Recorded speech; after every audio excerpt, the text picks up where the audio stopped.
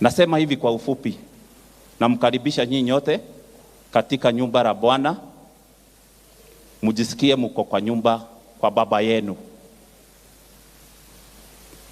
Mara kwa mara tumezoea viongozi sana sana wa siasa wakiingia kwa nyumba ya Bwana wanaanza kuleta furugu, mabishano,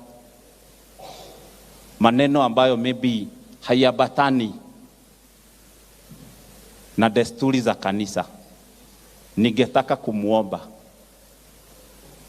kama uko na jambo lingine apart from kuja uombe Mwenyezi Mungu, kuja umtukuze, umshukuru, na hata kama huna kitu yoyote ambayo unaweza mshukuru juu yake, umshukuru kwa sababu uko uhai.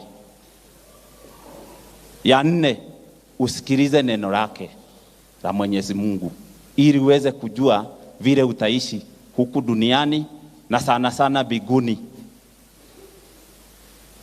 Kwa hivyo ninamsihi na muomba, sisi zote tuko kwenye nyumba la Baba.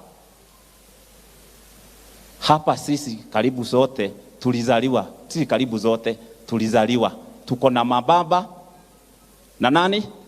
Na mama. Unaweza enda kufanya vituko na sarakasi kwa baba yako? Hapana. So sisi zote tumeshikanishwa kwa jina moja la Mwenyezi Mungu. Kwa hivyo usilete sarakasi kwa kanisa, usilete sarakasi kwa nyumba ya Bwana. Na nafikiria our bishop amejaribu kutuelezea, lakini ni vizuri pia kusema, tukiona hauambatani na hiyo maneno, na ni rahisi kama unaendaga kwa nyumba kwa baba yako, unaenda kucheza, kukosa heshima, tutadili na wewe.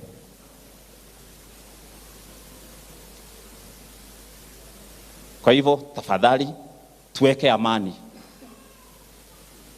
I will insist once more, tumekuja kuomba Mungu, tumshukuru kwa mambo yale ametufanyia.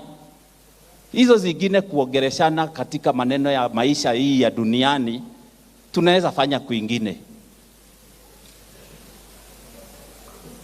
Tumekusanyika sisi kwa sababu ya hao maneno matatu manne. So kama uko na lingine, tugoje wapi? Huko nje. Tafadhali.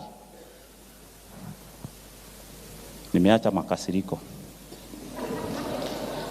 Juu mtasema nilikuwa na makasiriko, lakini ukweli bora isemwe.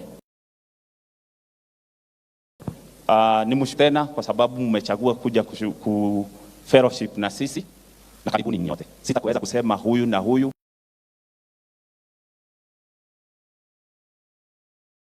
Sisi zote wana wa nani?